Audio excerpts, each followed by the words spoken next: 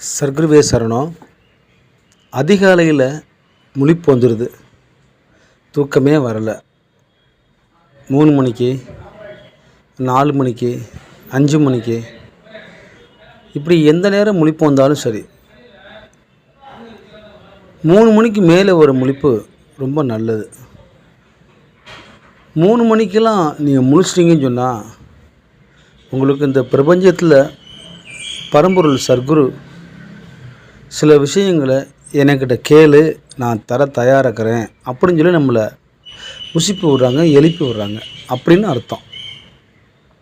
நாம் அந்த நேரத்தில் எந்திரிச்ச உடனே தூக்கம் போயிடுச்சேன்னு கவலைப்படக்கூடாது. நல்லா பாருங்கள், தூக்கம் இல்லாமல் முழிப்பு வருது. ஒரு சிலருக்கு அசந்து தூங்கிட்டு இருப்பாங்க, திடீர்னு முழிப்பு வந்துடும். அது ஒரு விதமான ஒரு விஷயம். அப்படி தூக்கம் வந்து முழிப்பு வந்தாலும், இல்லை நல்லா தூங்கிட்டு இருக்கும்போது திடீர்னு முழிப்பு வந்தாலும் சரி, நீங்கள் இறைவன் உங்களை உசுப்புறாருன்னு அர்த்தம். நீங்கள் அந்த நேரம் எந்திரிச்சு கைகாலெல்லாம் கழுவணும், குளிக்கணும், எதுவுமே கிடையாதுங்க.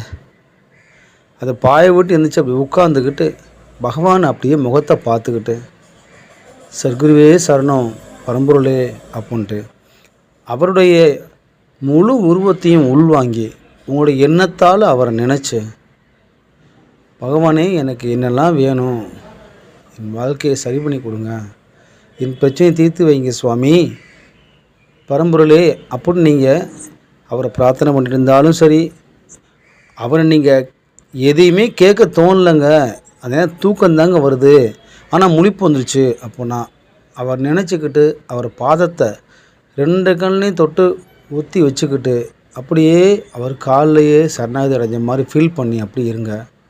உங்களுக்கு என்ன வேணும், என்ன செய்யணும், உங்கள் மனசில் என்னென்னா கேட்கன்னு இருக்குதோ அது எல்லாத்தையும் ஒரு ஸ்கேன் மிஷின் எப்படி ஸ்கேன் பண்ணுதோ அது மாதிரி பகவான் அப்சர்வேஷன் பண்ணிடுவாங்க.